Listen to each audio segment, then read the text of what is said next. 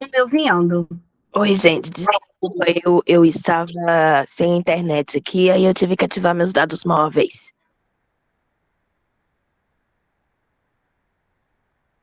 Para mim tá tudo congelado, gente. Estão me ouvindo? Estamos Para te mim ouvindo também. sim. Sim. É porque para mim não está aparecendo. Ah, agora tá, Caroline. Passa para o segundo, por favor, para o slide de trabalho.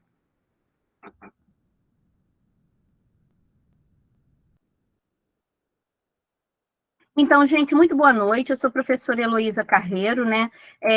Vamos agora tentar fazer um encaminhamento do grupo de estudo com vocês. Eu tenho certeza que vamos conseguir. Peço desculpas. Não está conseguindo ouvir? Ah, tá, está ouvindo. Peço desculpas por esse contratempo, mas quando a gente faz evento virtual, a gente está submetido a essa fragilidade da internet, que a gente não sabe necessariamente quem entra, então isso, infelizmente, faz parte desse contexto virtual, das pessoas tentarem fazer a gente perder o tempo da gente. E dizer para vocês que a decisão de escolha do texto, né, foi uma escolha lá do nosso grupo, e a gente teve um empate entre dois textos. E eu resolvi provocar da gente começar pelo texto da Regina Leite Garcia, porque ele vai fazer questionamentos sobre o papel, né, do pesquisador. E eu penso que todos nós aqui, professores, né, estudantes em formação, né, pós-graduandos, né, estamos um pouco nessa dimensão para entender o nosso papel dentro da universidade. E no nosso grupo de estudos, a gente tem dois movimentos. Um primeiro movimento onde um sujeito, que nesse caso hoje sou eu, apresenta, né, os elementos centrais da discussão do texto, e depois nós temos um movimento de conversa com vocês, que é um movimento para a gente tentar entender as percepções de vocês em diálogo com o texto. Então, é bem esse movimento que a gente vai fazer. Não necessariamente eu vou responder perguntas de vocês, porque o grupo de estudos ele tem esse propósito da gente discutir ideias, da gente pensar a partir das ideias que o autor ou que os autores estão nos provocando, né? Então, nós estamos hoje, né, com pauta, né, desse texto da Regina Leite Garcia, né, para quem investigamos, né, e para quem escrevemos. Acho que essa pergunta que a Regina Leite Garcia faz, ela é central para a gente entender, né, o papel do professor pesquisador, que a Regina Leite Garcia, né, quando ela recorta o campo de investigação, ela está falando essencialmente do professor pesquisador. Ela era uma pesquisadora, né, que a gente perdeu da UF, que era responsável, né, que foi responsável pela criação do Grupo Alfa, que existe até hoje, né? Então, uma das questões centrais, né, para se fazer mestrado e doutorado com a Regina Leite Garcia, era, sobretudo, ser pesquisador da própria prática. Então, ela não apoiava pesquisas onde tinha um sujeito muito estrangeiro, que não tinha relação ou conexão com o contexto, porque ela está no arcabouço teórico epistemológico, negando, né, uma questão que é muito recorrente na academia e nos estudos da educação, essa questão do pesquisador que é afastado daquele objeto ou dos sujeitos que pesquisa. Ela está na contramão disso, né? E aí ela vai fazer um bloco de perguntas, né, que eu penso que é muito importante, que é importante que a gente esteja atento. Então, na página 21, na página 25, ela vai centrar o movimento investigativo dela fazendo as seguintes questões, né, para a gente. Ou seja, para a gente enquanto leitor, enquanto ela mesma está produzindo as suas reflexões sobre a pesquisa. E ela vai fazer o seguinte, lá na página 25, vou ler para vocês, né? Escrevemos para os nossos pares ou para as professoras que estão na sala de aula. Ou seja, a gente escreve para os nossos pares na academia ou escreve em diálogo com essas professoras que estão no espaço da sala de aula. E ela vai dizer que isso é um problema, quando a gente só escreve para a gente na academia, sem compromisso com os sujeitos que estão generosamente compartilhando dos seus espaços. Daqui a pouco eu abro para discussão, Sônia. A outra questão que ela vai fazer é quem, afinal, se beneficia com as nossas pesquisas e os nossos escritos, né?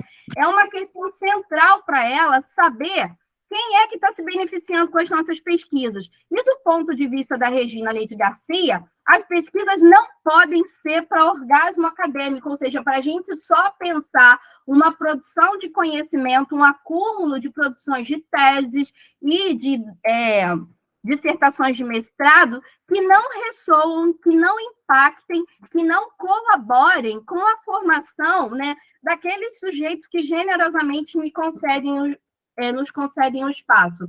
A outra pergunta, né, que ela vai mobilizar com que projeto de sociedade nossas pesquisas estão comprometidas? E a que projeto de sociedade nossas pesquisas se opõem? Ou seja, com quem que a gente compactua enquanto pesquisador e com quem a gente está se opondo enquanto pesquisador. A gente precisa entender que na conjuntura, né, da própria sociedade existe um lugar que é pensado para a academia, existe um lugar que é pensado para a pesquisa. E a Regina disse que antes da gente pesquisar, a gente deve saber na mão de quem e a favor de quem, é uma indagação que ela está compartilhando com o Piaget, né? A gente está pesquisando e contra quem a gente está também fazendo esse movimento, né? Nas questões de democratização, de qualificação, democratização do conhecimento, qualificação da escola pública e qualificação da formação continuada de professor. E aí, outra pergunta que ela faz afinal, de onde falamos? Ou seja, qual é o nosso lugar de fala quando a gente produz pesquisa?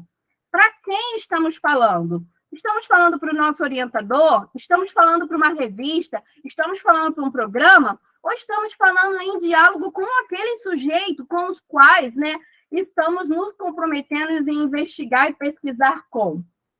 E a que pretendemos, né, as nossas falas? Ou seja, para que servem, de fato, as nossas falas? E a última pergunta que ela vai fazer, né, virando a página 26, existe em nós uma preocupação de ampliar o nosso auditório? Essa pergunta, para mim, é importante. Ou seja, só nos interessa ampliar o nosso auditório ou nos interessa só ter uma plateia seleta? Ela vai dizer assim, o conhecimento que você produz está marcado por essas indagações. E aí ela vai dizer assim, para quem e para que servem as nossas pesquisas? Ela vai começar a movimentar o texto dela discutindo assim, as nossas pesquisas, pelo menos no campo que ela está pesquisando, que são os estudos do cotidiano, servem para ajudar a qualificar a escola. E no caso dela, a escola pública. E no caso dela, a escola que tem o compromisso com a educação das classes populares. E aí, ali, ela vai fazer 2 movimentos de indagação, 2 movimentos de reflexão, e até em diálogo com a produção teórica da nossa querida Magda Soares, né, pensando que, normalmente, às vezes, a escola quer uma receita. E ela vai dizer que uma receita, daqui a pouco a gente abre o espaço para fala, não é possível fornecer. Por que não é possível nem adequado fornecer? Porque a ideia é que toda pesquisa ajude o professor, ajude aquele contexto, ajude aquela escola a refletir a si mesmo. Então, as pesquisas, elas não estão, no ponto de vista da autora, feitas aí para... Elô, posso te fazer uma pergunta? Pode. Eu queria te perguntar se pode trans na chamada. Pode o quê? Pode. Pode? Não, se pode transgênero, aqui não tem nada a ver, a gente só está apresentando conhecimento. Você só segura as indagações e deixa eu apresentar. A gente não aceita ela, por favor. Eles estão mudando de nome, então é uma coisa que é difícil para caramba identificar. Então, voltando aí, né? Essa é uma indagação que ela vai fazer. E a gente sabe que, muitas vezes, o que alguns professores querem são receitas prontas para as suas indagações. Então, o que ela está propondo é que, exatamente, a gente tenha um outro encaminhamento. Qual é o outro encaminhamento que ela está dizendo? É que as nossas pesquisas ajudem a pensar contextos de reflexão. Aí, nesse sentido, né, são os 2 encaminhamentos de pesquisa científica que ela está pensando, né, que ela está anunciando que faz parte do seu arcabouço de discussão. E aí ela vai pensar, né, qual é o papel desse pesquisador. Ela vai dizer que o papel desse pesquisador, que o nosso papel no espaço escolar é exatamente pensar elementos de produção de alteridade. Produção de alteridade porque o pesquisador precisa repensar a si mesmo e precisa ajudar os espaços a se pensarem. E aí, qual é a função, qual é a dinâmica, né, que esse pesquisador pode ocupar enquanto pesquisa? Ela vai narrar para a gente que um dos primeiros encaminhamentos é aquele pesquisador que é visitante, ou seja, ele só vai lá para pegar os dados de pesquisa, mas não se compromete com o cotidiano. E ela vai dizer que isso é um problema, porque a pesquisa dele, inclusive, vai ter elementos complicadores, né, na sua própria produção, porque uma pessoa que vai uma vez por mês na escola e nunca mais visita, ela vai entender que esse pesquisador realmente ele nem percebeu o que está acontecendo ali, porque uma vez por mês a gente pode produzir afirmações de coisas que acontecem ali com seriedade, não, porque um dia você viu o cotidiano assim, outro dia você vê o tal elemento assim, ela vai questionar isso. Ela vai dizer que é preciso entender, né, esse pesquisador que é estrangeiro. Se ele é estrangeiro, se ele vai compactuar com aquele cotidiano, se ele é estrangeiro e ele vai compactuar, né, em assumir que, sendo estrangeiro, a fala e a produção de conhecimento que ele apresenta à comunidade acadêmica sobre aquele lugar é limitado. Se ele não está ali dentro daquele cotidiano, se ele é um estrangeiro, ele precisa assumir esse lugar de que o conhecimento, de que o olho que ele vê, a escrita que ele produz, tem limitações e tem, inclusive, equívocos. E aí ela vai dizer que o que é importante a gente entender nessa produção da identidade do pesquisador é que todo pesquisador, ele afeta o objeto que pesquisa. Eu vou dizer que Gisela, se souber que eu estou no espaço da sala de aula como pesquisadora, ela não será tão natural. Por quê? Porque ela sabe que está sendo observada, porque ela sabe que tem alguém ali escrevendo sobre ela. E isso, por si só, já produz alteração na pesquisa. Daí ela vai dizer, né, que nesse processo de entender o lugar da escola, de entender o papel do pesquisador, né, a gente está produzindo intelectuais. E ela vai dizer que a gente tem aí, né, muitas perspectivas de produzir esse intelectual. E para ela, esse intelectual tem que ser aquilo que é, ou seja, um outsider ou um amador. O que é um amador, né? É exatamente aquele intelectual que ele não está preocupado em aparecer para a academia, mas ele está preocupado, sobretudo, em produzir um conhecimento em diálogo com o cotidiano e que ressoe, né, no espaço que ele pesquisa, ou seja, que comprometa ele. Eu sempre costumo dizer para os meus orientandos, para os meus bolsistas, né, que se Maria Antônia não pode ver o material que ela produz, a gente tem questão com esse material de relatório de pesquisa que está sendo produzido ali. Ou eu posso fazer a crítica para Maria Antônia de forma respeitosa, ou se eu ainda não sei fazer isso, eu costumo dizer com os nossos orientandos que a gente precisa fazer uma escrita onde a gente possa fazer a crítica de modo respeitoso. Então, é exatamente essa questão que a gente vai pensar nesse processo de produção de conhecimento e para entender o papel desse intelectual, né, que aí ela vai construir toda uma argumentação ali em diálogo com vários autores, né? Por que ela está chamando esse outsider que vai para fora, que dialoga com um elemento externo, ou que sai de si, que sai das suas certezas, que não vai para o campo cheio de hipóteses só para confirmar, mas que permita que esse próprio campo faça a alteração dele enquanto pesquisador. Ou seja, que de fato ele se permita descobrir com aquelas crianças, com aquela professora, com aquele núcleo de gestão, com aquele grupo de formadores, o que efetivamente aquele espaço produz. E ela vai dizer que a gente só consegue fazer isso quando a gente sai, né, desse consenso, né, de produzir para ganhar louros, para ganhar status dentro do espaço da academia, ou para literalmente produzir conhecimento na velocidade da luz, né? O que a gente sabe que humanamente é impossível, porque o conhecimento em ciências humanas, ele demora muito para se alterar, né? Ele não é assim da noite para o dia. Aí ela vai dizer que nesse movimento de investigação, né, a gente pode ter, né, dois movimentos de escrita.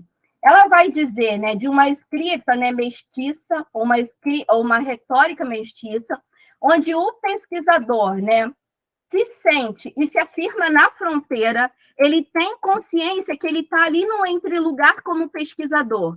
Ou seja, ele não é necessariamente parte daquele cotidiano, mas não é excluído. Por exemplo, eu pesquisei na condição de gestora.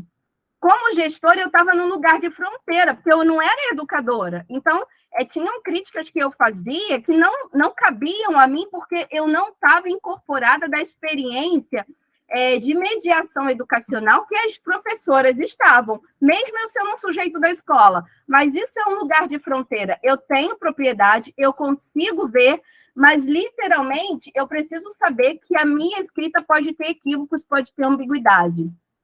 Um outro movimento que ela vai dizer, ou uma outra escrita que ela vai dizer que inclusive, a mais interessante e é a que ela mais apostava no grupo dela, é aquela escrita orgânica, ou seja, é aquela escrita, né, que o pesquisador não é compõe, não, se opõe, né, ao conceito de afastamento. Tá ali errado, mas depois a gente vai interpretar isso daí assim, ó, compõe um afastamento ou se opõe ao afastamento, ou seja, não é possível a gente fazer uma pesquisa qualitativa, né, uma pesquisa onde a gente vai entender com seriedade o nosso compromisso epistêmico com o cotidiano escolar, se a gente, né, entende que vai estar afastado. Todas as vezes que eu escrevo de mim, eu escrevo sobre mim, né?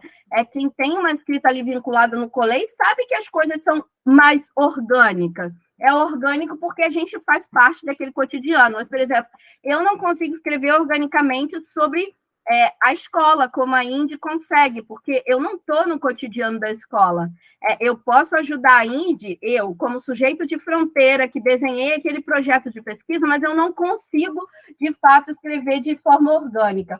E daí ela vai tecendo toda uma conjuntura para questionar esse lugar do pesquisador.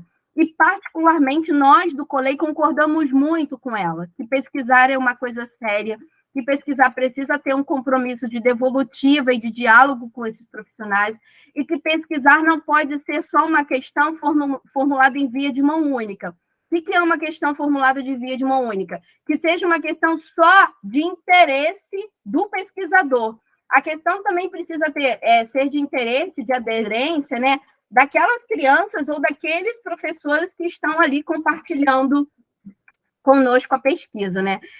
Esse era o momento que eu teria de partilhar para vocês, né, as ideias centrais, e agora gostaria de ouvir um pouco vocês, né? Vocês vão se inscrever, e aí Caroline abre o microfone, né, de vocês, porque a gente está selando o microfone, que eu não sei o quanto que a gente tem ainda aqui de pessoas que estão...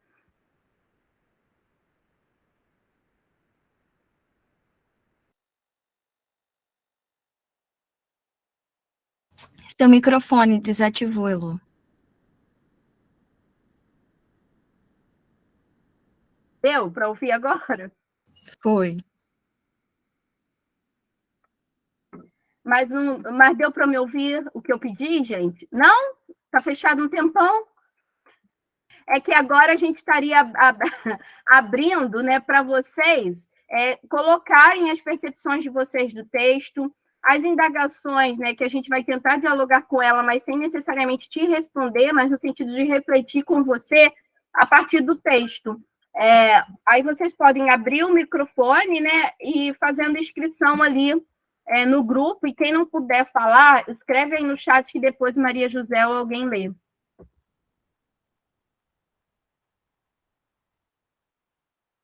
Deu para entender o que eu fiz, o adentramento no texto, para quem leu ou não deu? Sim.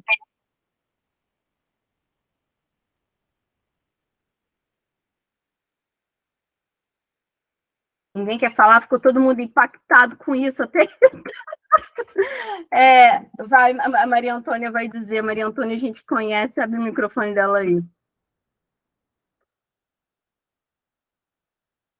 Está conseguindo abrir, Maria Antônia, o microfone?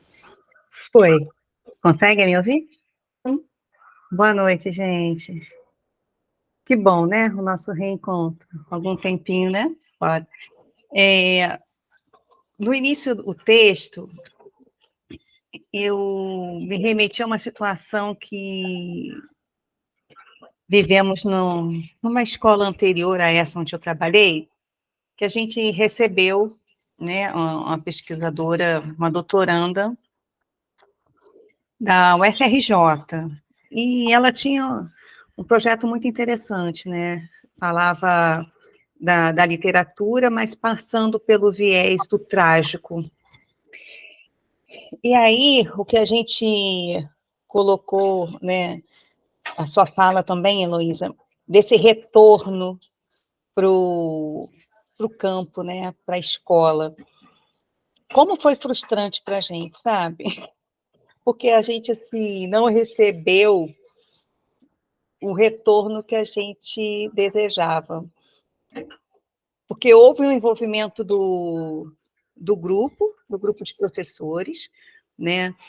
O que você falou também aconteceu várias vezes, a interferência, né? Algumas professoras ficaram melindradas, né, de ela estar assim na sala, até algumas situações mesmo de pequenos conflitos entre as professoras e tudo. E na época, o que movimentou o grupo foi a questão da identidade da escola, a dificuldade que a gente tinha em encontrar a história, né, da pessoa que dava o nome à escola. E aí a gente, assim, começou a levantar documentos e tudo, e na época, durante a pesquisa, ela só dizia que, ao final, ela ia compartilhar tudo com a gente, e acabou que ela ficou ali na escola, nesse indo e vindo, não estava lá todos os dias, tinha os dias pré-determinados, né? Acho que por quase 2 anos que ela ficou por lá. E aí ela defendeu a tese, tudo direitinho. Aí a orientadora dela foi até a professora Patrícia Cursino, esteve na escola, a gente fez um encontro, né? Mas sabe que até hoje a gente não teve, assim, ela não dialogou, né? Até hoje, né? Eu já saí da unidade, tem uns 3 anos, eu creio que isso não tenha acontecido mais também, porque a vida tomou outros rumos. Mas, assim, o grupo ficou tão envolvido, o grupo contribuiu, se mostrou disposto e ficou aquele, mas afinal, né? O que foi pesquisado, o que foi pensado, né? Como foi pensado, a gente não teve esse retorno. E aí o quanto é frustrante e o quanto isso também, com certeza, impactou o grupo, né? Eu não estou mais no grupo, mas certamente impacta a gente, né, ao abrir as portas da escola, ao ser submetida a essa observação e sem depois ter uma troca, né, do que foi feito. Fica, assim, uma sensação muito estranha, né? Um grande escuro, que, né? Aí a gente, mesmo depois, ainda perguntava a ela, aí ela meio que compartilhou o link para a gente ler o trabalho dela. Mas a gente queria a conversa com ela, queria essa proximidade, né? A gente não queria só o contato com o material físico, né? E, infelizmente, eu penso que isso, talvez não tanto, né? Não posso dizer assim em que grau, mas é um fato comum, né? A gente cede espaços e não tem troca. Eu creio que até mesmo nos próprios estágios, né? A gente, porque não é porque a gente já está na escola que a gente é superior ou entende mais do que a estagiária. É também uma pessoa de troca, né? É uma pessoa de troca, da gente repensar, da gente estar aberto à conversa, né? Eu também sinto falta disso quando acontecem as idas, né? As estagiárias, algumas se colocam de maneira para observar, então estão caladas ali, também não tem aquele diálogo. Eu sinto também um pouco de falta dessa conversa.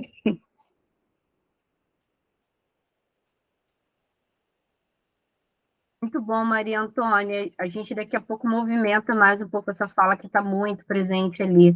Gisela fez inscrição, pode falar, Gisela. Então, boa noite, né, gente? Eu li o texto e tive uma visão assim diferente da Maria Antônia.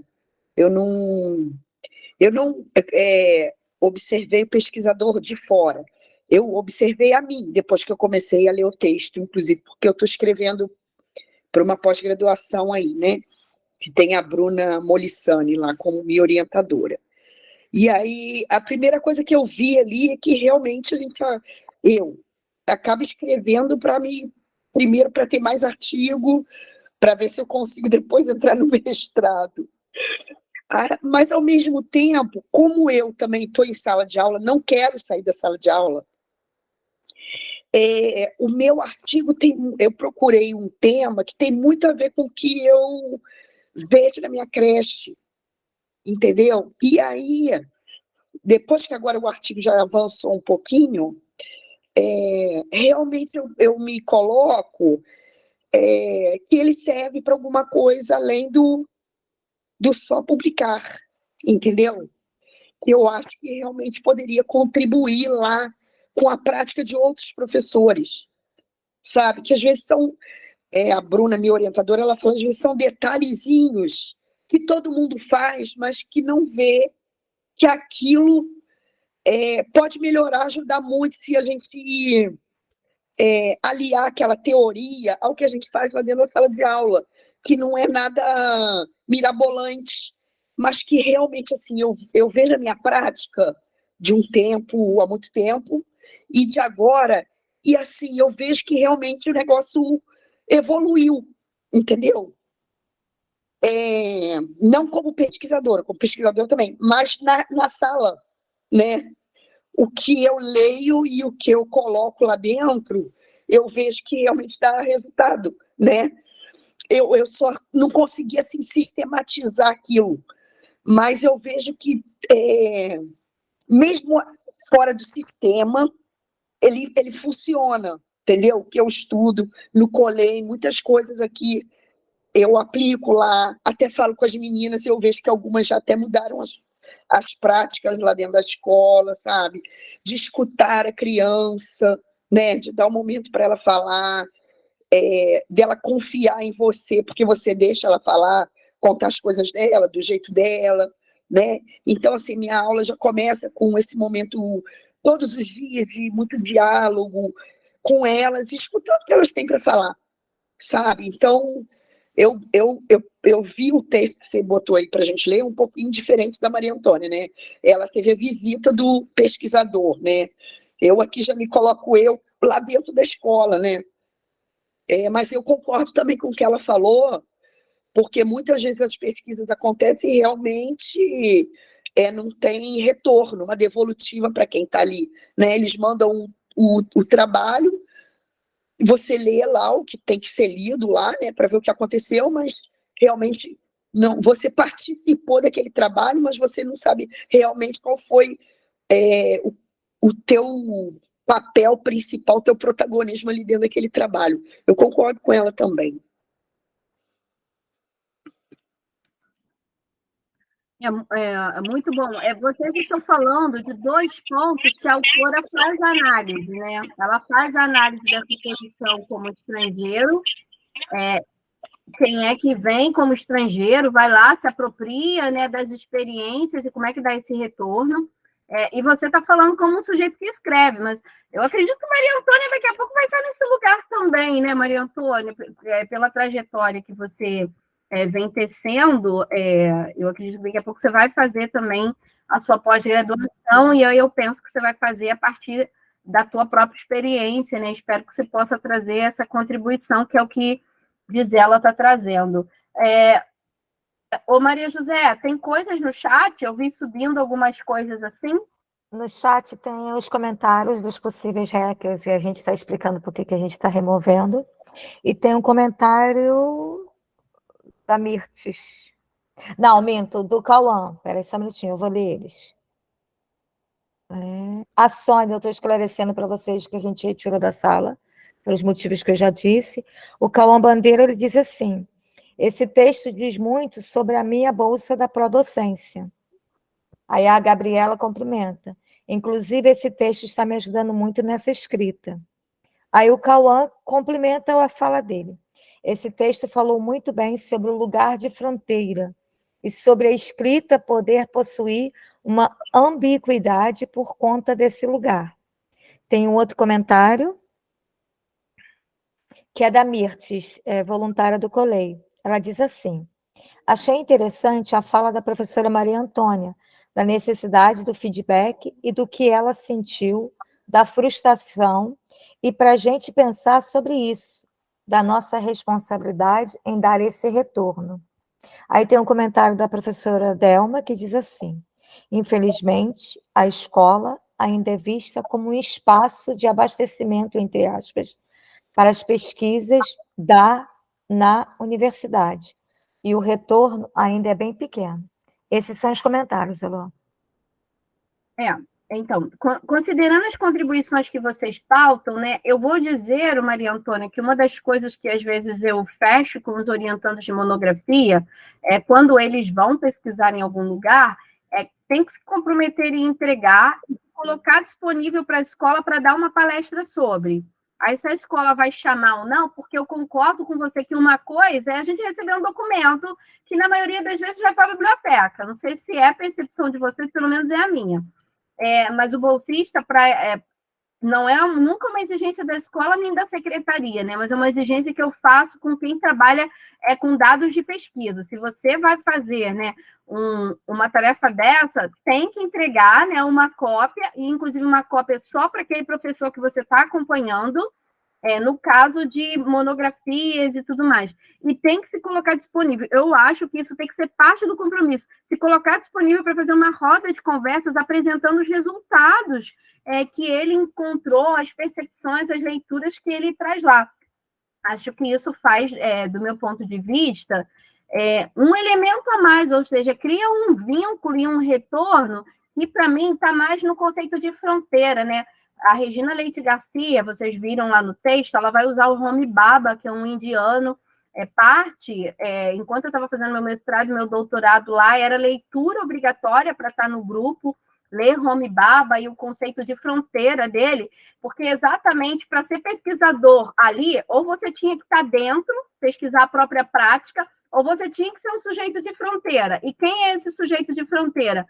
Tem que ser, de alguma forma, algum ator, algum sujeito que tenha uma relação com a escola. Então, pode ser da secretaria, pode ser da secretaria de dentro da escola, mas é importante que esse sujeito esteja nesse lugar de fronteira para conseguir, inclusive, escrever com mais propriedade, né?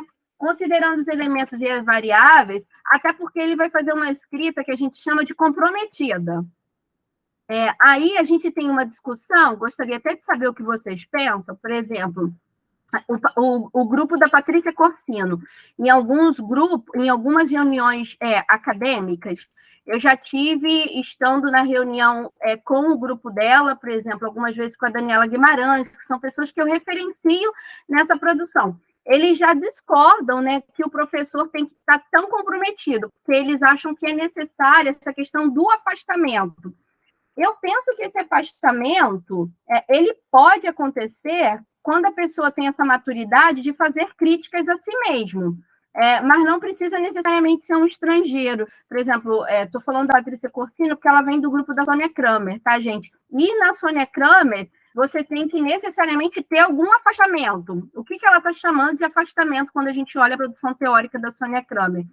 É que você ou esteja pesquisando em situação de licença ou que você não seja o professor. Para ela, do ponto de vista, ao fazer uma escrita tão implicada, uma escrita onde você esteja tão envolvido, você não conseguiria fazer esse movimento que a gente vai ler na teoria do Bakhtin, que é o movimento de exotopia, né? O Bakhtin vai chamar que exotopia, esse exercício de você se afastar e olhar a sua realidade a partir de um outro lugar.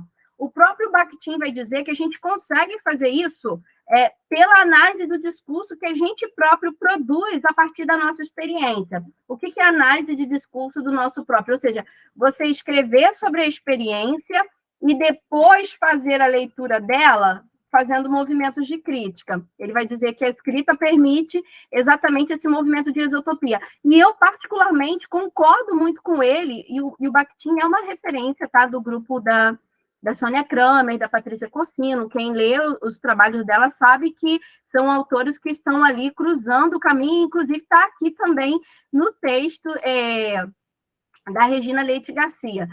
Eu acredito e eu defendo que é possível. Eu vou dizer assim, quando eu olho um relatório de um estudante meu, por exemplo, quando ele faz um movimento de escrita, ele está construindo a experiência de exotopia. Como? Quando ele lê aquilo, ele está afastado. Quando ele está produzindo, ele está implicado, porque ele está produzindo a escrita. Mas exatamente a gente produz relatório para depois a gente poder visitar esse relatório com o afastamento do dia, mas sem perder a narrativa da memória. Porque se a gente se afasta muito, a gente acaba perdendo um pouco da narrativa da memória. Aí eu não sei o que vocês pensam sobre isso, que essa é uma das tretas que a gente tem no campo da educação. Alguns teóricos vão dizer que não dá para fazer pesquisa, tipo assim, não dá para a Suelen pesquisar a prática dela mesma, porque ela não vai conseguir fazer esse afastamento, essa crítica.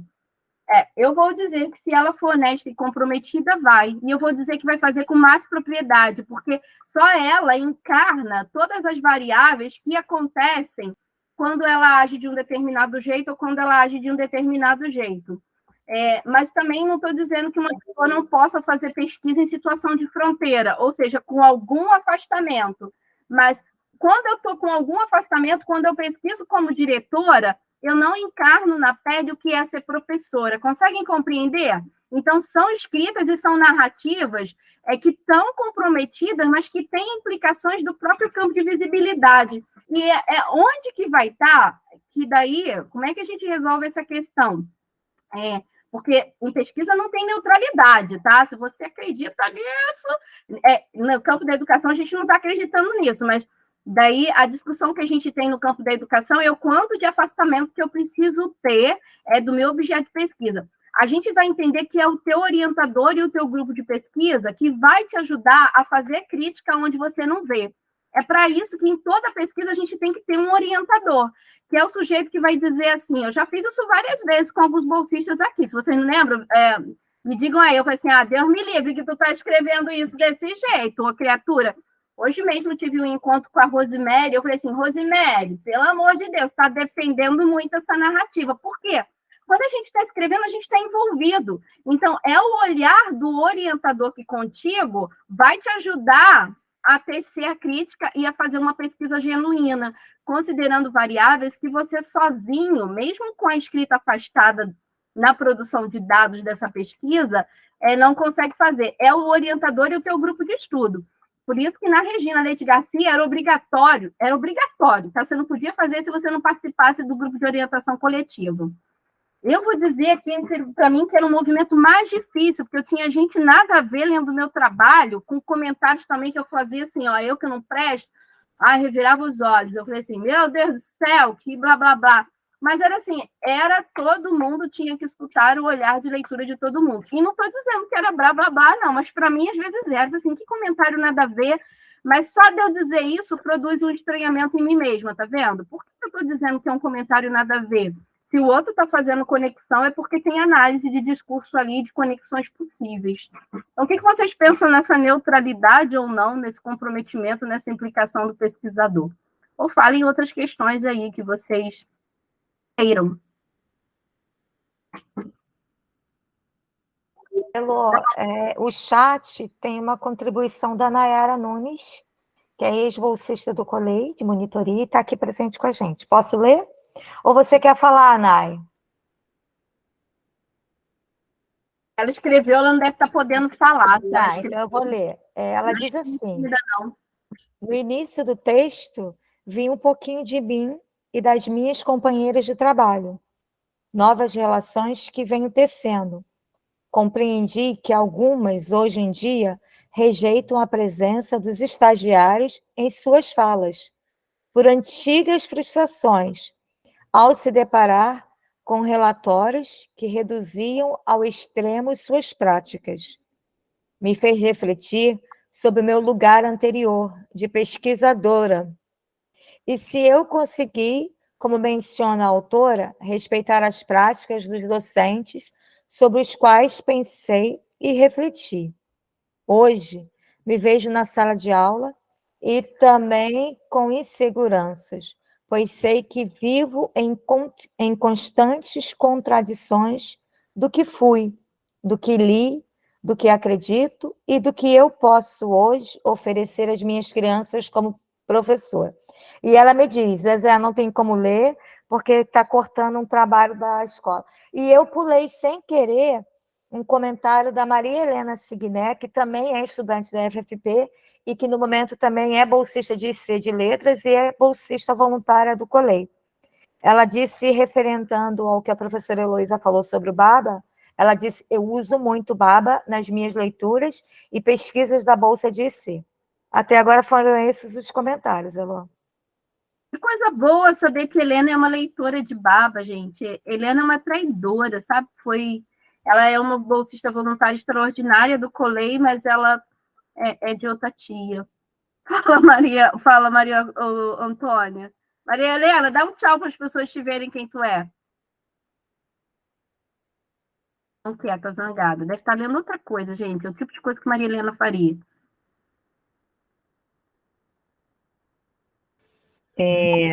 Agora, ouvindo o relato da Nayara, queria deixar assim, né, mais para a gente estar pensando. Como eu falei, a minha primeira fala foi do não retorno, aí agora, com a fala dela, me veio um questionamento.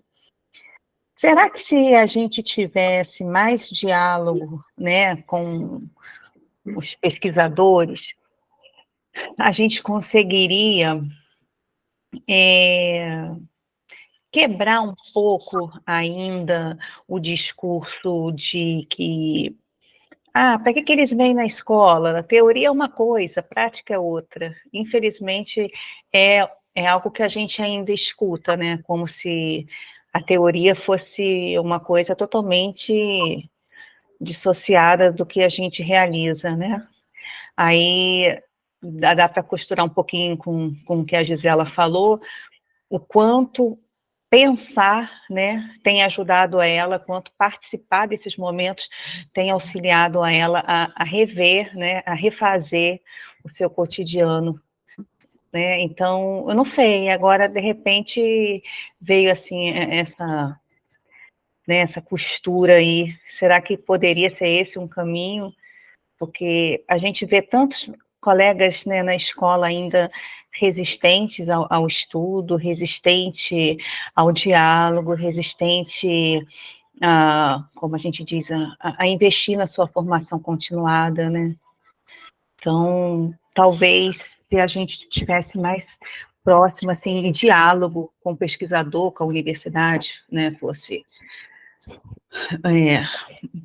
a instituição que assim se dispusesse, mas se a gente tivesse esse diálogo, acho que talvez poderia contribuir para a gente ir quebrando, né, esse muro que ainda a gente encontra na escola. Não sei, para a gente pensar. Vou só deixar...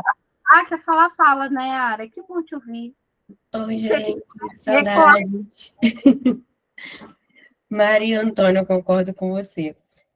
Porque estando agora nessa posição de que já passei pela vida de pesquisador, estando agora atuando na escola, eu concordo com você, porque eu percebo também, apesar de compreender um pouco mais as docentes, entendo também que a escola se fecha um pouco, né, para a relação com a universidade, para essas pesquisas. Às vezes, quando a gente tenta promover algo diferente, ou trazer alguém para a escola, isso algumas vezes se torna um problema, né? Há essa rejeição, que a gente conversa também muito na universidade, sobre essa tradição ser quebrada, dá uma estremecida na escola, em algumas pessoas que estão ali há muito tempo, e é compreensível, né? Não julgando, mas concordo com você também.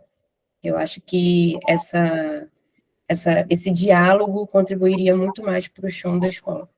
Mas talvez, assim como fala no texto também, a escola se sinta um pouco, as professoras, né, se sintam um pouco receosas por entenderem que nesse momento estão nesse lugar de não saber, né, de que outra pessoa vem por saber um pouco mais ou algo do tipo. Vou voltar para os meus fantoches. Antes de você ir para a Suelen, vai, Suelen. Oi, boa noite a todos.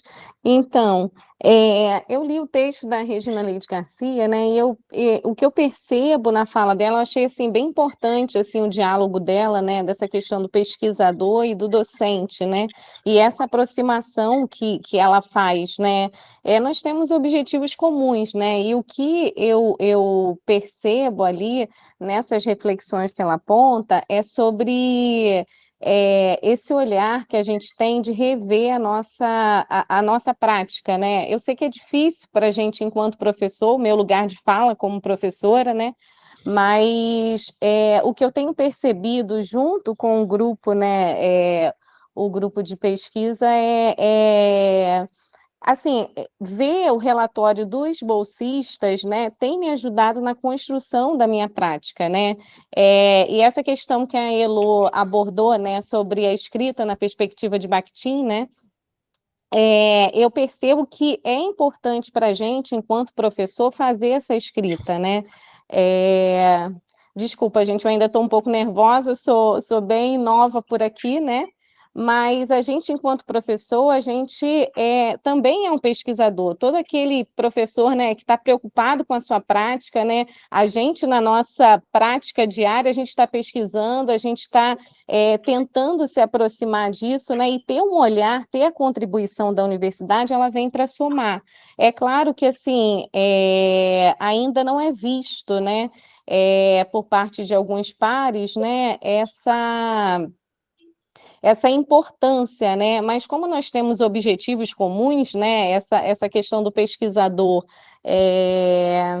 trazer o resultado, como a Maria falou, sobre trazer o resultado da pesquisa, isso é importante, acho que isso também contribui para o nosso trabalho, né? Para a construção do nosso trabalho diário, da revisão da nossa prática, enfim. Eu tenho visto como um território produtivo, né?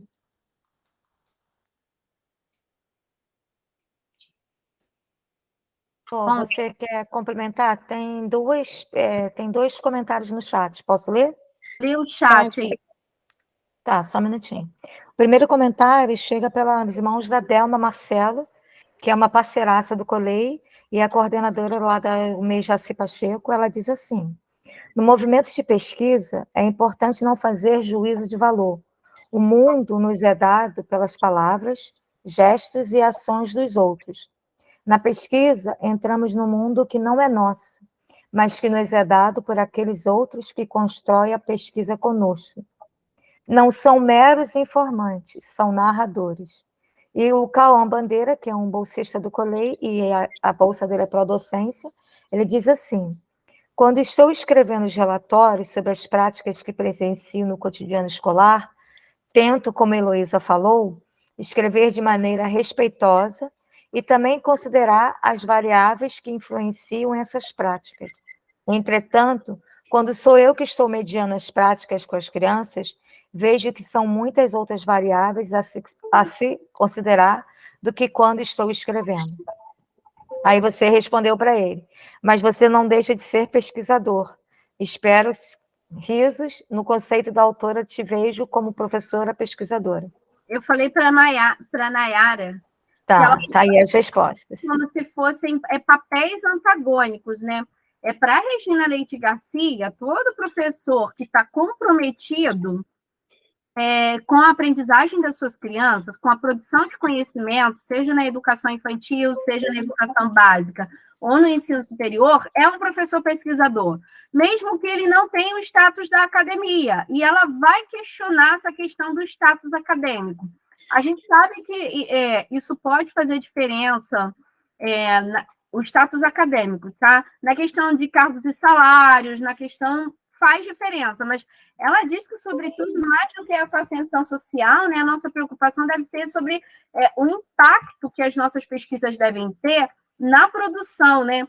Enquanto Maria Antônia estava falando, e Nayara também, eu estava pensando aqui, né, que uma das questões que a gente tem e Nayara colocou, eu entendi assim, Nayara, esse não foi, eu acho que nem necessariamente foi exatamente isso que você disse, mas na voz veio isso, né? Estou dizendo que não foi isso que eu te conheço.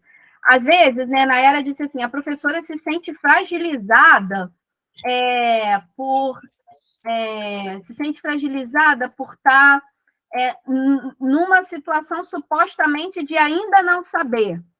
Ou seja, quando ela recebe um pesquisador, quando ela recebe um bolsista, vou dizer isso, o estagiário ele já está mais colocado nessa condição de professor em formação, portanto, um aprendiz ele está lá realmente nesse lugar de ainda não saber, mais forte do que o pesquisador. Mas, na verdade, né, não existe essa divisão.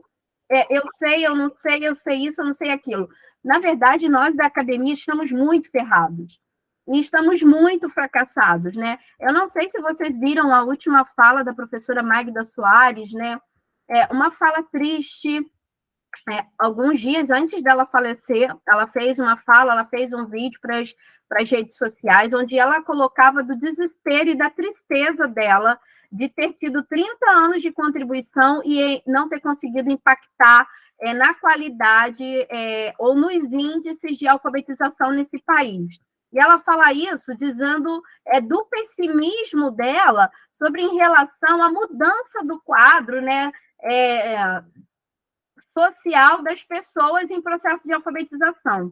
E ela diz isso exatamente para a gente pensar, a gente está fazendo aí 30 anos da perspectiva discursiva. Só as contribuições de Magda Soares, a gente tem muito mais de 30, né? A Magda Soares teve uma vida inteira. A academia é tão estéril porque ela se coloca exatamente nesse lugar de que supostamente sabe mais, mas não sabe. O pesquisador está indo lá porque sem você ele não faz pesquisa. Deu para entender? Tem gente para acolher os meus bolsistas, sem a generosidade da Suelen no diálogo com o Luiz, que sempre aparece em relatórios brilhantes. Sem ela, eu não tenho produção de conhecimento, eu não tenho produção de experiência com os estudantes. Então, assim, nós estamos ferrados e nós estamos fracassando na academia em quase toda a produção teórica. Ou seja, na academia a gente avança no discurso, mas o discurso não penetra a prática. Significa que a academia está fracassando no seu processo de produção de conhecimento, porque nós estamos produzindo possivelmente conhecimento que eles querem dizer para o professor o que quer fazer. Lembra que a Regina Leite Garcia estava falando lá de 2 encaminhamentos? Um que é a produção de modelo, ou seja, você apresentar para o outro métodos, saídas, como se fossem salvatórias e tudo mais, e uma outra é o convite à reflexão. Eu acredito que a gente sempre deve apoiar no convite à reflexão. Eu não posso dizer para a Suelen o que ela vai fazer, não posso dizer para a Maria Antônia o que vai fazer, não posso dizer para a Delma o que devem fazer. Por quê? Porque eu não sou elas, eu não posso fazer por elas. Eu não encarno as variáveis que só Suelen sabe, todas as crianças que ela tem lá, que são, de algum modo, um desafio ao compromisso dela. Só Maria Antônia e Gisele sabem, né, as variáveis que estão lá, desde estrutura de gestão, estrutura de funcionamento, material pedagógico, né, elementos da gente saber que essas crianças, né, elas não vêm prontas, com estruturas sociais, né, que são deitada eternamente em berço esplêndido. Não é isso que a nossa realidade se faz. Mas a academia ela vai trabalhar com conceitos que ela está lá para salvar. Se a gente fosse salvar alguma coisa, não tinha mais analfabeto nesse país, gente. O que a gente tem de discussão sobre isso, e o que a gente tem de discussão sobre a qualidade da educação, sobre a qualidade do professor, mas a academia é um terreno sério. A gente produz discurso à torta e à direito, mas essa é a questão que eu acho que a Regina Garcia diz bem, olha, estamos interessados em quê? Ampliar o nosso auditório ou ter uma plateia seleta? Eu vou dizer que a academia anda tentando ter plateia seleta. Ela quer falar para si mesmo. É exatamente o que Maria Antônia falou. Não vai lá devolver para a escola. Não vai lá para a professora poder dizer, mas chegou a esse resultado? É isso mesmo, né? Isso é importante, isso não invalida a pesquisa, isso traz mais questões para essa pesquisa voltar com força num doutorado, voltar com força no mestrado, se foi uma pesquisa de graduação, se foi uma pesquisa de especialização. O fato dos atores do cotidiano discordarem do conteúdo e dos resultados que ela chegou não invalida aquela pesquisa. Para mim, inclusive, fortalece ela mais a produzir conhecimentos que ressoem de modo mais significativos ali, né? Eu concordo com o que Gisela falou, que é claro que a postura desse professor faz diferença, né? Eu, alguns dias, estava lendo o relatório com uma bolsista, e ela, na narrativa, sempre colocava assim, mas essas crianças não sabem nada, mas essas crianças não querem se envolver. Eu disse assim, e quando que também tem uma dinâmica do professor também fazer esse movimento? Que o professor entender que se essas crianças não querem, se o que ele está fazendo não flui, ele precisa mudar o caminho. E vou dizer que é uma pessoa que tem método interessante. Então, o problema é que esse método não tem adesão lá no cotidiano. Então, vou dizer para vocês que nós, na academia, vimos produzindo muita teoria, mas muita teoria estéril. Bonita, nossa senhora, enche página de um monte de evento, de revista acadêmica. Os bolsistas sabem aqui que eu encho a paciência deles para participar de evento, porque isso é exigência para, inclusive, renovar a bolsa. Mas é mais do que para mim, se a gente for pensar na produção de conhecimento em diálogo com a Regina, mais do que ir para um evento, mais importante era estar numa reunião pedagógica discutindo com a escola. Isso seria mais potente para as nossas produções teóricas. Conseguem perceber? Então, assim, a academia vem fracassando nas suas teorias.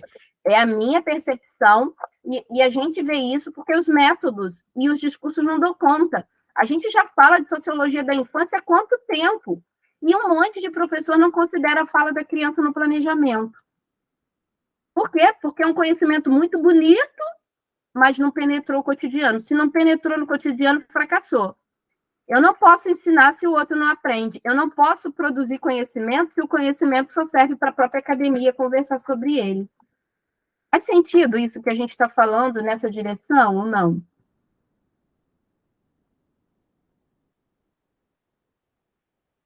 Estou falando demais, né? Desculpa. Não, Heloísa, eu acho que foi um pouco daquele meu pensamento do professor também tá muito fechado em si, né? Achou que não é necessário mais continuar a sua formação. Porque se a academia produz a teoria, ela precisa chegar ao cotidiano, certo? Então, vamos lá, seria um meio a partir do retorno, a resposta dessa pesquisa, né? Mas eu acho que o professor também tem que estar muito predisposto a ouvir, a receber e pensar sobre, até se convencer a mudar, a tentar outra estratégia, né? Como esse exemplo que você trouxe. O professor ele tem que trabalhar essa sensibilidade dele. Pode ser, como você disse, um método super interessante, mas não está atingindo aquele grupo. E não é como a Nayara trouxe, a questão não é de conhecimento maior ou melhor, são conhecimentos diferentes, de pontos de vista diferentes, né? Foi como você falou, o professor que sabe ali do dia a dia, o porquê que a turma, o entrave daquela turma, por onde ele pode ir, mas eu acho que o diálogo também é muito importante. E eu percebo ainda os colegas muito resistentes a isso, né? Eu brinco, eu faço a seguinte comparação: se você precisa de uma cirurgia hoje, você quer o que tem de melhor, de mais top, né? Nem pensar em fazer uma cirurgia com bisturi, você quer por vídeo, não é verdade? Agora você vai na escola Ninguém está disposto a trocar o bisturi pela vídeo. Ninguém quer tentar, ninguém quer ousar. Né? Eu percebo isso muito, muito, muito nos colegas. Eu acho que talvez a educação para as nossas crianças não avancem tanto, porque, infelizmente, alguns não se colocam dispostos à mudança, a pensar nessa criança, nesse adulto, seja lá o grupo pelo qual você esteja responsável. E aí pareça que talvez, não defendendo, porque eu não sei também toda a teoria que a universidade vem produzindo, mas eu acho que talvez parte delas não tenham tido um impacto desejado, o resultado esperado, acho que por conta também dessa não credibilidade dada a uma teoria, ou pelo menos a uma troca, entendeu? Uma tentativa. Não sei, eu acho que pode ser cada qual com a sua parcela aí de responsabilidade. Gisela. Boas questões, Maria Antônia. Gisela.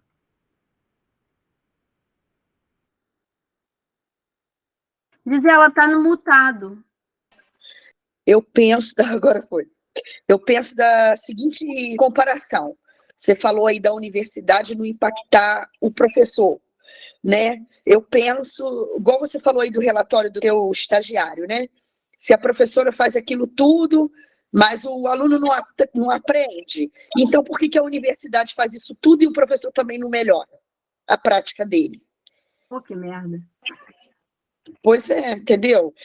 Eu acredito que é a mesma relação, ela tem que mudar isso, porque se não impacta, é porque alguma coisa está estranha, né? E daí o que está estranho, né? Para a Regina Leite Garcia e para esse texto, é porque, de fato, a gente não está produzindo um conhecimento em diálogo com o professor, em diálogo com a necessidade da escola. Por isso que ele é estéril, ele não tem adesão. Para ela, e eu concordo com ela, tá? Eu também concordo com o que ela falou. Eu concordo também. Eu vejo assim, por exemplo, aqui na cidade, né? São seminários, são não sei o quê. A gente já sabe o que dá certo e o que não dá certo, né? Assim, no programa. Entendeu? E só que aí você vê assim, na hora que você vai participar lá do curso lá no Meet, né? Que aí tem uma abrangência maior, muito professor, não sei o quê. Aí o pessoal está lá, desliga a câmera, às vezes a gente está assistindo todo mundo junto, e às vezes o negócio é um negócio legal, tá? Desliga a câmera e no final fala assim, fica conversando, e no final fala, já botaram aí o questionário do Meet para a gente responder? Então, assim, eu não culpo o professor, não. Eu não culpo. Uma época da minha vida eu já culpei muito professor, sabe? Eu também achava que ele que não era interessado, mas ele também tem as questões dele para não ter esse interesse, entendeu? Porque se você vai fazer a cirurgia por vídeo, né? Agora a gente vai entrar em outro ramo, né? Você também teve um investimento para poder fazer a tua cirurgia por vídeo, né? E infelizmente, assim, isso. O professor, ele, coitado, ele corre atrás do dele, né? Então, é uma situação, às vezes a gente vê assim, uma coisa que eu acho muito bom, assim, lá na creche que eu trabalho, que começou na pandemia, parou, mas que eu acho que era uma coisa que tinha que funcionar nas escolas, que funciona, que dá certo. Na pandemia, nós éramos quinto período, e a gente se reunia no Meet para fazer o nosso planejamento. Então, cada um dava o seu palpite, papapá, e fazia. Aí, uma outra orientação muda toda hora, né? Aí uma orientadora mudou, falou que aquilo não precisava mais, cada um que fizesse o seu. Nós próprios, fora do nosso horário de trabalho à noite, a gente continuava se reunindo para fazer o planejamento, para a gente caminhar as 5 turmas juntas. Aí tanto foi, também entrou uma menina no grupo, uma outra professora não podia, papapá. Aí continuaram só 3 e tocamos o bar. Aí esse ano, agora nós somos 5 de novo, e a gente se encontra toda quarta, no horário do planejamento lá que a prefeitura nos permite, né? Nós nos encontramos presença física. E assim, nós somos 3 mais experientes, a gente até brinca, né, que nós somos as experientes, e tem as 2 meninas muito novas, que entraram agora no concurso. Mas assim, elas colocam tanta coisa legal, e aí as experientes colocam para elas o que elas acham que dá certo. Mas elas colocam para a gente também assim, o novo, né? E também as dificuldades que ela passa dentro da sala de aula dela, com inclusão, sabe? Essas coisas que afetam mesmo o cotidiano. Mas a gente também leva para elas, tipo assim, ó, é melhor você fazer isso, isso, isso, porque isso aí que você está fazendo, a gente acha que não vai dar certo. Mas aí, na outra vez, uma trabalha muito com psicomotricidade, ela chega para a gente, coloca muita prática de psicomotricidade. Então, assim, eu acho que essa troca do professor na escola é muito válida, sabe? O professor tem que parar de achar que o mais experiente sabe mais do que o outro. Ele não sabe porque o novo, ele tem medo, né? Aí tem que fazer uma apresentação de teatrinho. Aí a menina, não, mas o que eu vou fazer? Aí a gente, menina, tu não tem que fazer nada. Aí ela cantou aquela música do Iapo, dos índios, a gente falou, vamos ensaiar a música com todas as crianças, porque aí na hora que os teus alunos estiverem cantando, os nossos vão cantar junto, e assim vai ser uma interação, e você não precisa incorporar mais nada, né? E assim, foi muito legal, porque o negócio colocou todo mundo junto. Então, eu acho que essa troca que tem entre os professores, isso faz muita falta, esses momentos assim, mas de você ter o teu tempo mesmo para sentar junto, né? Eu fico triste, às vezes, lá na creche, porque a orientadora não participa, sabe? E eu acho que isso, ela poderia contribuir, né? E às vezes ela acha, não, eu sei menos que a fulana, ela não sabe nada menos que ninguém ali, todo mundo sabe igual, um ajuda o outro, dá ideia, né? Então, eu acho que dentro da escola é isso que falta. E às vezes vem gente com umas ideias muito loucas e coloca aquilo dali e não vê que aquilo não serve para os espaços públicos que a gente está. Entendeu? Umas chefias que a gente tem muito loucas, que colocam umas coisas muito doidas, em vez de chamar, às vezes, as pessoas mais que têm mais gabarito assim, acadêmico, né? Que às vezes até das universidades, você sabe, Elô, porque você já foi lá. E assim, é uma fala muito coerente com a prática da gente, né? E às vezes bota um cara lá, uma mulher, que nunca trabalhou na rede pública. Então ela vem com umas ideias muito legais, mas que ali não funcionam, porque a tua diversidade ali dentro é muito grande, né? Às vezes uma coisa que tu faz com uma turminha de uma escola particular com 6 alunos, tu não consegue fazer em 5 turmas de uma escola pública com 20, 15 alunos dentro de cada um, com 3 inclusões, entendeu? Dentro da sala, né? Então é complicado. Mas eu acho que a gente tem que repensar por que a academia realmente não está influenciando a nossa prática ali dentro. Que realmente eu vejo que as coisas estão muito ruins. Infelizmente. É uma treta. Zezé, lê por o chat, e aí eu vou modelando. Tá, vou ler. Fechado. A Dani, em algum momento, ela disse verdade, mas eu me perdi para quem ela falou verdade. A Nayara botou, concordo. Gisela, você fecha seu microfone, por favor? Obrigada. A Nayara diz assim, concordo. Esse relato eu já ouvi de uma colega de trabalho. Se sentia dessa forma, abre parênteses. Por isso lembrei. E também já ouvi o outro lado de achar que não precisa de novas contribuições, porque o que já está sendo feito está suficiente. E ela botou uma carinha bem triste. A Daniele Fritz, que também é uma ex-bolsista e atualmente é colaboradora do Colei, diz assim, e a ideia de que a educação, ela é redentora. Nayara concorda, dizendo que sim, e a Delma fez o seguinte comentário. Faz muito sentido, Elu. É uma constatação que nos deixa sem fôlego, mas é preciso encará-la. A Gabriela Garcia, que é outra bolsista do Colei da Prodocência, diz assim, difícil. A Juliana Carvalho diz, necessitamos de mais formação em serviço. E a Nayara fala, às vezes, esse gás pode se dar até pelo reconhecimento que é escasso, e fez uns risos. A Juliana continua, Juliana Carvalho. Professor trabalha demais. Em sua maioria, não estudaram em seu horário de descanso, pois retorno financeiro não há. A Juliana continua. Logo, podem acreditar, não valer somente o conhecimento sobre seu cansaço e sobrecarga. Também não culpabilizo o professor. A Gabriela Garcia pontua. Não há saber mais ou saber menos, há saberes diferentes. A Elô falou, sabemos coisas diferentes e às vezes é isso que nos fortalece. Como diz Freire, não há saber mais ou saber menos. É isso, Elô. Não tinha visto o comentário de Gabi, que a gente estava afinada nisso, porque minha internet está horrível. Dizer para vocês que a Juliana, né, agradecer esses comentários e dizer que a Juliana toca numa questão que é muito forte, e o texto não fala sobre isso, né? Se vocês repararem, né, as últimas formações do MEC, ele tem feito um quadro exatamente de pactualidade, de compromisso, e às vezes até do professor receber um retorno.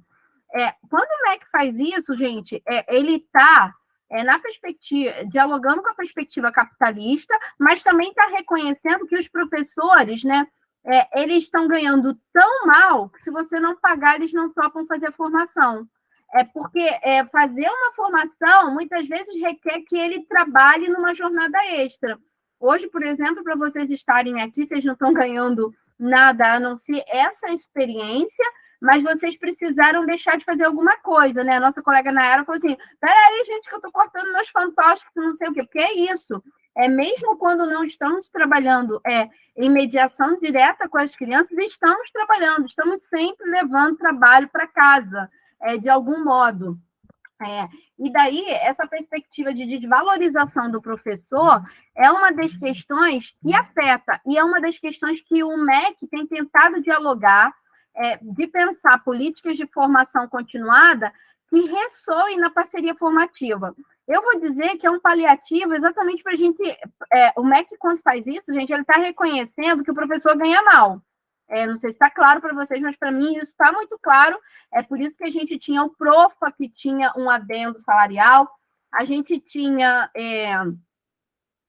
o PNAEC, que tinha um adendo salarial, a gente tinha os PCNs em ação que tinham um adendo salarial, porque o MEC está reconhecendo que a formação inicial ela não dá conta, e que para a formação continuada em serviço, anda muito difícil do professor compactuar, porque ele trabalha manhã e tarde.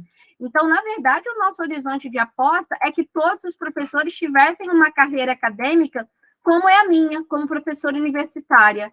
Eu sou paga para trabalhar 40 horas, mas em sala com os estudantes aqui, eu não posso trabalhar mais que 18 tempos. E tá certo. Eu desejo essa política de formação continuada para todo mundo, com um salário de professor universitário que oscila aí no vencimento geral entre 7 mil, um vencimento mais global, tá? Sem os adendos que a gente tem. Esse o salário que eu quero para a nação inteira. Só que a gente não consegue ainda compactuar. A gente tem municípios que não pagam nem R$2.000 aos seus professores. Então, a gente tem um problema de desincentivo aí o professor. Luiz, então você só está falando que essas políticas dão certo e que a gente deve apostar nela? Não. O que eu estou dizendo é que o próprio MEC reconhece o fracasso das políticas públicas e, por isso, vem fazendo um diálogo com a perspectiva capitalista, que eu acho que dialoga um pouco, Juliana, se eu estiver interpretando errado aí a sua fala, você me diz. É como que a Juliana está pautando para a gente. O professor está muito sobrecarregado de trabalho.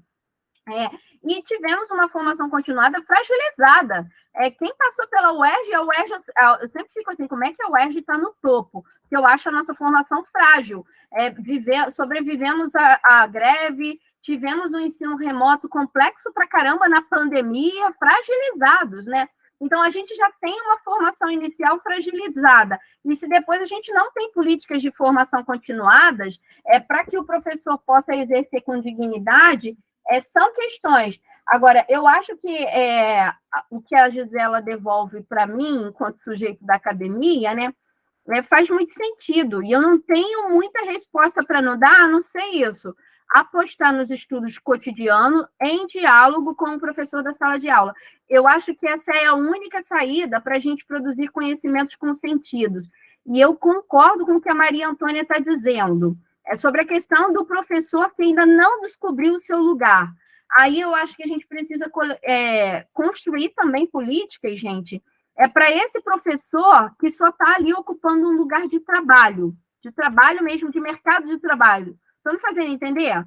Que um professor ele não pode só ocupar esse lugar de mercado de trabalho. Como a gente faz isso, eu também não tenho uma saída, não. Mas isso é um problema. Acho que muitos de vocês, né, sabem de pessoas que entraram para a educação, na verdade, sonhando com outros lugares. E elas estão ali e não se descobriram como docente, porque tem gente que chega na pedagogia querendo ir para outro lugar e se descobre a beleza de ser pedagogo, descobre a beleza de educar e aprender junto enquanto se educa. Mas tem gente que não, que ocupa aquele lugar por conformismo, ou seja, eu tenho uma estabilidade de um serviço público, só se eu fizer uma merda, uma coisa muito grande que é você demitido. Isso é um problema para a gente. Eu acho que pensar nisso é um desafio ainda maior, é um problema ainda maior que eu também não tenho saída. Mas o que eu concordo, e é isso que, para mim, em linhas gerais, ela não usa esse termo, que a Regina Leite Garcia está dizendo. Se a gente não produz conhecimento em diálogo com o professor, ele vai continuar sendo estéril. E é por isso que ela está questionando, e ela vai trazer ali o Michael Apple, dizendo, né, do lugar dele, né, e como que ele foi muitas vezes desqualificado pela academia por se recusar a estar em determinados espaços acadêmicos ou por se recusar a fazer determinadas pesquisas que só serviam a pautas acadêmicas, mas não serviam socialmente para a escola. E daí são pessoas que às vezes não têm financiamento, não têm determinados investimentos e por aí vai. Se a gente considerar que os professores, muitas vezes, que trabalham na pós-graduação, são super sobrecarregados, muitos deles quase nem se encontram, né, com as pesquisas nas escolas, ou não conseguem mais fazer pesquisa na escola. Então, são indagações para a gente entender, né, como é que a gente produz conhecimento sem ser estéril. Aí, quando a Maria Antônia traz, né, que não quer ser operada... eu me lembrei muito quando eu operei minha vesícula, né? Enquanto eu operei com laser, gente, no mesmo quarto que eu, tinha gente que foi aberto da parte do peito até a ponta do umbigo. Eu falei assim, gente, está no mesmo lugar que eu. Por quê? Era um conhecimento que eu entendo, tô vendo? Até em outras áreas o conhecimento também ele é particionado em classe. É um conhecimento que a gente tem para a qualidade de vida de todo mundo, porque eu tinha plano de saúde, eu tive coisinhas de laser, enquanto outras pessoas foram abertas pela mesma questão de vesícula, de um ponto a outro só porque era o SUS. A gente tem que se questionar sobre a academia produzir esse tipo de conhecimento e como que ela produz esse conhecimento com esterilidade em outras áreas, mas em educação isso é mais forte. A gente já fala da superação das datas comemorativas e efemérides, e isso às vezes ainda é a base do trabalho pedagógico na educação infantil. Por que isso é a base? Porque o professor ainda não sabe fazer outra coisa se não for isso. Então, se ele não sabe fazer outra coisa que não seja isso, é porque o que a academia oferece de proposições pedagógicas para o campo das infâncias não está sendo discutido com o professor. Porque eu não tenho problema que faça as datas comemorativas, mas como faz, para mim, faz diferença.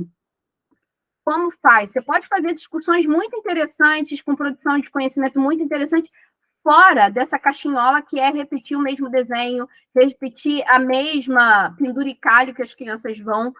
Podem ter discussões. Eu, por exemplo, eu não sou radicalmente contra as datas comemorativas. Eu sou contra sobre o modo como a gente aborda essas datas, que são, muitas vezes, com marcos, né, religiosos, marcos políticos que não pertencem à comunidade inteira. Isso, para mim, é uma questão. Mas quando eu trabalhava com o Papai Noel da escola, a gente ia desde das culturas pagãs para ver a presença do Papai Noel lá, até ver o Papai Noel na perspectiva cristã. Mas se a gente tem... Agora é isso, a gente tem coragem de fazer isso? Eu tinha que abastecer aquelas professoras, né, com pesquisas que a formação delas não tinha dado conta de fazer. Então, por isso que a gente anda fracassando na pedagogia. Então, eu acho que não é só o professor, ele não descobriu ainda a beleza de ensinar. Mesmo aquele professor que eu estou dizendo, que estava lá querendo fazer outra coisa, passar a vida infeliz, né? Não sei. Zezé, eu vi que tiveram mais comentários e a gente encerra. Todo mundo conseguiu preencher o seu certificado? Para depois a gente não vai mandar no grupo, a gente manda só em privado. Aqui no chat, a Maria José vai jogar de novo. vocês têm aqui o link para preencher o certificado de vocês agora. Quem não conseguir, dá um oi lá no grupo, que eu acredito que Maria José e todo mundo, a gente já sabe mais ou menos quem está aqui. A gente depois encaminha em privado para vocês, a gente não vai jogar lá no grupo, porque tem gente que está no grupo que não está aqui. Agradecer para vocês também, a Maria José vai encerrar com esses comentários, a oportunidade de dialogar e de pensar esse texto com vocês. E eu pensei de no mês que vem a gente discutir o segundo texto mais votado, pode ser? Né? Que é o da Formosinho com o marido dela, são 2 portugueses que trazem proposições pedagógicas. O comentário é da Juliana Carvalho, que ela diz isso. É isso mesmo, Elô. O professor trabalha minimamente 2 turnos com alunos e continua em casa. E eu fiz um comentário. Quando você comenta sobre a classificação da UERJ, eu botei assim, acredito, entre aspas, que as pessoas estudantes são um diferencial dos resultados da UERJ, porque muitos deles correm atrás da qualificação para além dos conhecimentos da sala de aula durante a sua graduação. Acredito que também deva acontecer em outras universidades. Aí o Cauã diz que eu consegui, eu coloquei os links e todo mundo disse que está conseguindo. Quem não conseguiu o certificado, é só dar um oi para a gente, ou para mim, ou lá no grupo, que a gente manda em privado, como o Elô falou, tá bom? Então, nós vamos encerrar. Quero pedir desculpas que a gente ultrapassou 9 minutos, mas assim, se não fosse aquele contratempo doido, que eu nem sei o que foi aquilo ainda, gente. Só o contratempo levou 20 minutos para a gente resolver. Porque normalmente, eu respeitei, normalmente eu falo de 15 a 20 minutos, depois a gente abre, né? A gente faz esse momento de fala exatamente